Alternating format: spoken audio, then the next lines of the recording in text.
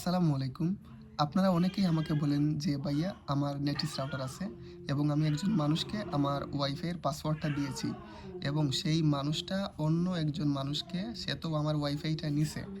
সেই মানুষটা তার হটস্পট ব্যবহার করে অন্য একজন মানুষকে যেন ইন্টারনেট ট্রান্সফার করতে না পারে, সেই সেটিংটা কিংবা সেই অপশনটা কীভাবে আমি বন্ধ করব, সেটাই আপনাদের আমি আজকে একটু বোঝানোর চেষ্টা করব। আগে আমার কথাগুলো আপনারা ২ মিনিট আপনারা মনোযোগ সহকারে শুনুন। তারপর আশা করি আপনারা বুঝতে পারবেন এই জিনিসটা কেন হয় কিংবা কিভাবে হয়।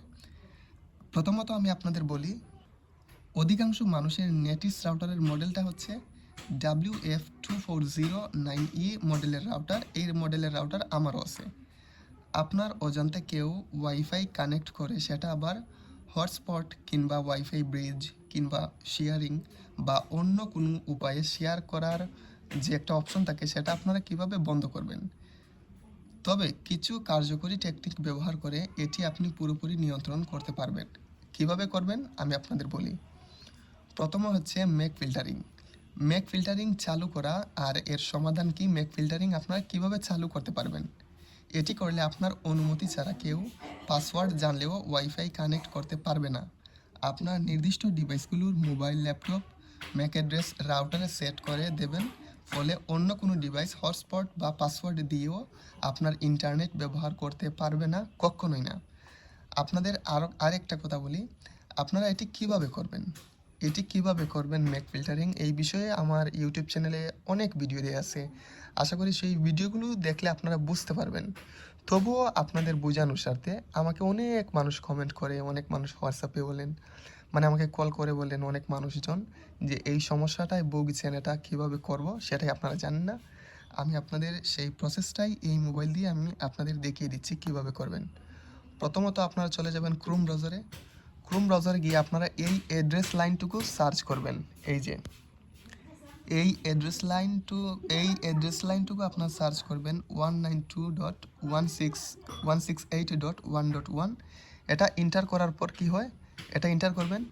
এন্টার করার পর এখানে পাসওয়ার্ড চাইবে। এই যে এটা আমার অ্যাডমিন প্যানেলের একটা পাসওয়ার্ড।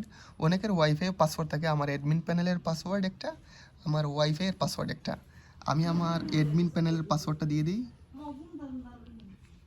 এই যে আমি আমার অ্যাডমিন প্যানেলের পাসওয়ার্ডটা দিয়ে দিছি। আমার অ্যাডমিন প্যানেলের পাসওয়ার্ড কি আপনাদের একটু বলি। MAM আমার অ্যাডমিন প্যানেলের পাসওয়ার্ড, আর 2-3টা নাম্বার আছে, একেবারে সহজেই। তারপর লগইন করবেন। লগইন করার পর এটা সেভ না করলেই ভালো, আমি সেভ করলাম না ওইটা। তারপর এখানে দেখতে পাচ্ছেন নেটিস রাউটারের অ্যাডমিন প্যানেলটা এখানে চলে আসছে। এখন অ্যাডমিন প্যানেলের রাউটারে কিভাবে আপনারা ম্যাক অ্যাড্রেস বা ম্যাক ফিল্টারিং আপনারা কিংবা ম্যাক কনফিগারেশন এটা কিভাবে করবেন। এখানে তো আপনারা নতুন অবস্থায় অনেকেই আসছেন কিংবা অনেকেই জানেন, এখানে তো আপনারা ওই সেটিংগুলো তো আর চিনেন না কিংবা বুঝেন না। সেটা বোঝানোর ক্ষেত্রে আপনারা যেখানে দেখতে পাচ্ছেন 3টা কলম আইকনের মতো আছে, ওইখানে একটা ক্লিক করবেন।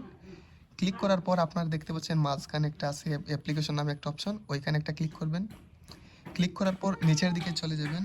নিচের দিকে যাওয়ার পর অ্যাক্সেস কন্ট্রোলে ক্লিক করবেন। ক্লিক করার পর এখানে দেখতে পাচ্ছেন ম্যাক অ্যাড্রেস। এই যে ম্যাক অ্যাড্রেস এখানে একটা অপশন, এই ম্যাক অ্যাড্রেসে একটা ক্লিক করবেন। ক্লিক করার পর এখানে স্ট্যাটাস দেখতে পাচ্ছেন enable, disable, white list, black list. এগুলোর অর্থটা কি? এগুলোর অর্থ হচ্ছে আমি আপনাদের একটু বলি।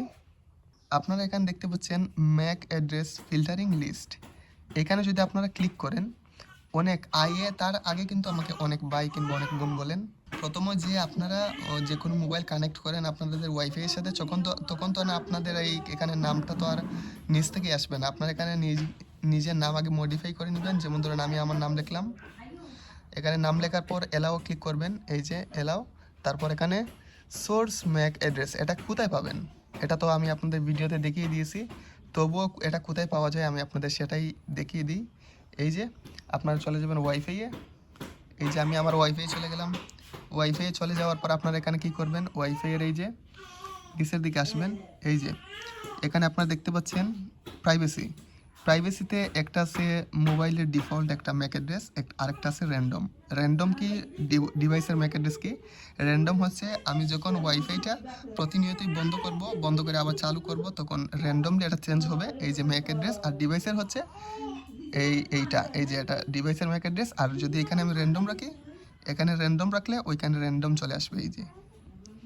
এই যে এখানে র্যান্ডম চলে আসবে, এই যে র্যান্ডম, আর ডিভাইসের ম্যাক অ্যাড্রেস হলে এখানে ডিভাইসের ম্যাক অ্যাড্রেস চলে আসবে। তা আপনারা যখন এই ম্যাক অ্যাড্রেসটা আপনারা এখানে বসাবেন, তখন ওই মোবাইল দিয়ে আমি আমার এই মোবাইল দিয়ে আমি এই রাউটার কানেক্ট করে অন্য মোবাইলে হটস্পট দিয়েও ইন্টারনেট ব্যবহার করতে পারবো না। তবুও আপনাদের আরেকটা কথা বলে রাখি, আপনারা এখানে সমস্ত পারমিশন দেওয়ার পরে কি করবেন, সমস্ত পারমিশন দিলেন, আপনার ম্যাক অ্যাড্রেস দিলেন, তারপরও আপনারা অনেকেই বলবেন যে ওই ভাইটা তো হটস্পট দিয়ে আমার ইন্টারনেট আরেকজন মানুষকে দিচ্ছে, আমি তো জানি না। অধিকাংশ সময় এটা দেয়া যায়।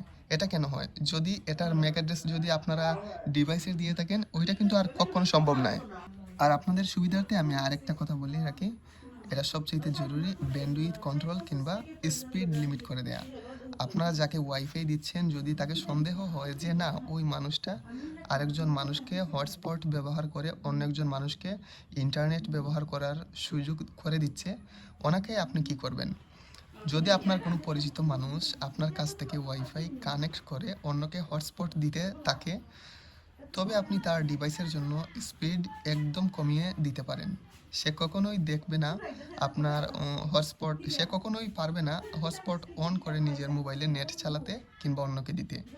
আপনি যদি ওইটা ম্যাক ফিল্টারিং করেন, ওই মোবাইল দিয়ে কিন্তু আরেকটা মোবাইলে ইন্টারনেট কখনোই পারবে না। আর আপনাদের জরুরি আরেকটা কথা আমি সবচেয়ে বলে রাখি, জরুরি আরেকটা কথা হচ্ছে আপনার রাউটারের মূল অ্যাডমিন প্যানেলের পাসওয়ার্ড, যা সাধারণত অ্যাডমিন থাকে, অবশ্যই পাসওয়ার্ডটা পরিবর্তন করে নেবেন। এটা সবচেয়ে আপনার জরুরি। কারণ এখানে আপনার আমার যে ডিফল্ট পাসওয়ার্ডটা আছে, আমি যদি এটা সব সময় রাখি, যারা একটু জানে কিংবা একটু বুঝে তারা যদি জেনে যায়, এটা তো তারা নিয়ন্ত্রণ করতে পারবে। তাহলে আমার ওয়াইফাই, আমার রাউটার, আমার অ্যাডমিন প্যানেল সব কিছু আমার থেকে লাভটা কী হলো আপনারাই বলেন? যদি এটা করেন, তাহলে অন্য কেউ আপনার ওয়াইফাই কানেকশনটা রাউটারের সেটিংয়ে ঢুকে সেটা সেট করতে কোনো দিনই পারবে না। আর নেটিস রাউটারে কোনো এই সিস্টেমটা মানে খুবই একটা জটিল বিষয়। জটিল বিষয় আমি কেন বললাম, যখন আমি টিভি লিঙ্কের ভিডিও আপলোড করি, যখন আমি আমার বাড়িতে যাই কিংবা যে কোনো লোকেশনে যাই, অধিকাংশ থাকে টিপি লিঙ্ক। বাংলাদেশের জাতীয় বেস্ট রাউটার হচ্ছে টিপি লিঙ্ক। আমি ভাবছি টিপি লিঙ্ক আনবো, পাশাপাশি নেটিসও ব্যবহার করব। আমার ফার্স্ট মানে প্রধান রাউটার হিসেবে আমি টিপি লিঙ্ক রাখতে চাচ্ছি, কারণ আমি অধিকাংশ সময় ইউটিউবে কিংবা কন্টেন্টের বিষয়ে বলেন, আমার ইন্টারনেটের খুবই বেশি পরিমাণ আমার ডাটার বেশি প্রয়োজন হয়।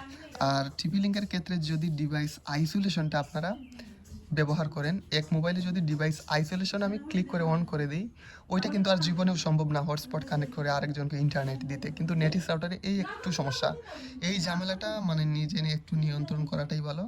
ম্যাক ফিল্টারিং করুন কিংবা স্পিড লিমিট, এই যে ক্লায়েন্টে গেলাম, ক্লায়েন্টে গিয়ে যদি এই যে স্পিড লিমিটটা কাউকে করে দেই, ওকে দেই, আপনার স্পিড লিমিট অনুযায়ী উনি ইন্টারনেট ব্যবহার করতে পারবেন। আর আপনাদের কি বলবো, মানে সবাই, অনেক মানুষ, এই যে আমি আপনাদের বলি, এই একটা ভাই আমাকে অনেক কথা বলছেন যে ভাইয়া ওইটা বিষয়ে আমাকে একটু বলো ভাই। ভাই ওই কি সমস্যাটা কি ওটা পাইছেন? আপনি ইউটিউবে ভিডিও ছাড়েন না, অনেক মানুষ দেখতেন, মেলা মানুষের এই সমস্যা হচ্ছেন, মেলা মানুষের এই সমস্যা দেখতে পাচ্ছেন, এই সমস্যাটা মানে অনেক অনেক অনেক মানুষ প্রতিদিন আমাকে অনেক অনেক মানুষ জিজ্ঞাসা করে যে ভাইয়া এইরকম একটা ভিডিও আমাকে আপলোড দিন, আজকে দিয়ে দিলাম, আশা করি আপনারা বুঝবেন। না বুঝলেও সমস্যা নেই, আমাকে বলবেন, আমি প্রতিনিয়ত ভিডিও আপলোড করেই যাব।